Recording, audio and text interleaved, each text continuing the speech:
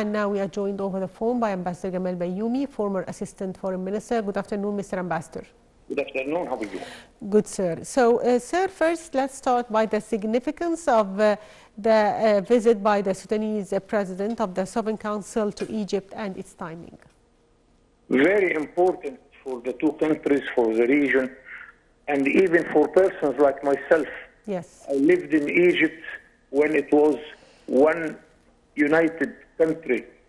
We used in the primary school and the secondary school to salute the Egyptian flag, the flag of Egypt and Sudan Kingdom, then the Egypt and Sudan Republic.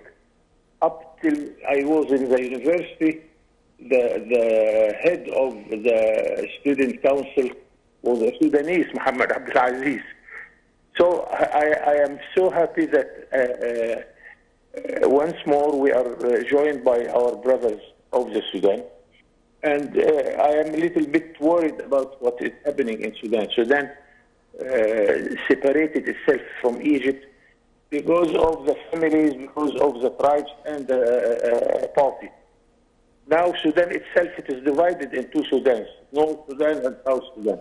And I'm not happy for that, because each Sudan is threatened by another division between the Sudanese themselves.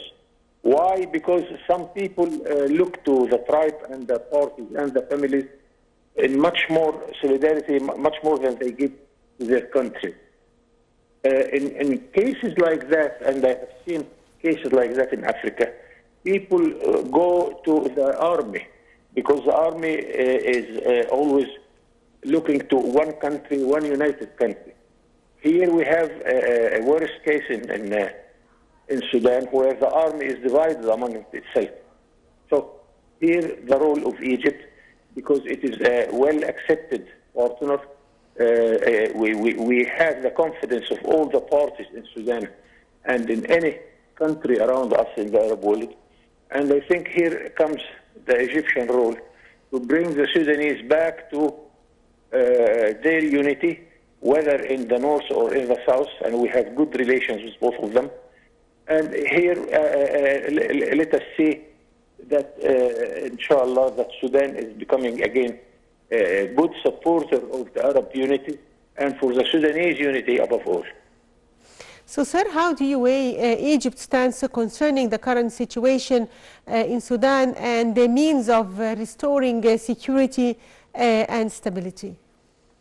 Yes, we are there. You know that on the people level, we have millions of Sudanese living in Egypt, and they live like citizens, not refugees at all. We never consider them refugees. And hundreds of thousands of Egyptians are still living in Sudan for different reasons, whether it is for the River Nile, or for education, for the Alexandria University branch in Khartoum, or Cairo University, and so on. So the Egyptian presence in Sudan is very strong. Also, the Sudanese presence in Egypt is very strong. So I hope that this will encourage both sides in order to listen to each other. And I am quite sure that our president will give very good advices to his counterpart, the Sudanese chairman. So, sir, what is the importance of coordination between Egypt and Sudan concerning the regional situation? Yes, for several reasons, because the Arab world is not in a very good health. Yes. We have problems in Libya, we have problems in Palestine and Gaza, we have problems in Lebanon without a president more than 1 year. Syria is not in a good situation at all. 5 different foreign armies are occupying places in Syria. Yemen is not in good health, threatening the navigation in the Red Sea, Somalia, and so on. So we don't have the luxury to lose another big country like Sudan, and we want Sudan to come back to unity of the Sudanese, and then to be a supporter of the Arab unity.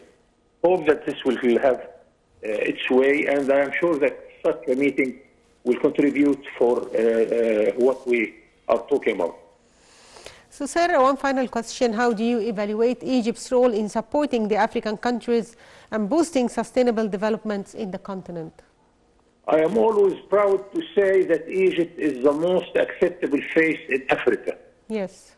For the history, for some tribes in Africa are telling us that they have Pharaohese origin, because in the Pharaonic period we went by ship on the eastern coast and the western coast, and we went through the River Nile up deep in the heart of Africa. So they like us because of this history. They like us because we are white people. Sometimes some people would tell them that there isn't white Africa. There are white Africa. Why? Because we are black, and Tutankhamun was black. Why? Because of the Al-Azhar al-Sharif and the role of the Islamic activities of Egypt in the continent. Why? Because of our church, because our church is the leader of the Coptic church and the Eastern church in the whole African countries where they have Eastern churches. Many reasons. That's why I am quite sure I was in several countries in Africa, and we were very well received by the high leaders because we are Egyptians. Yes, I'd like to thank you, Ambassador Gamal Bayoumi, former Assistant Foreign Minister. Thank you, sir, for being with us. And a short break, and we'll be back, so stay tuned.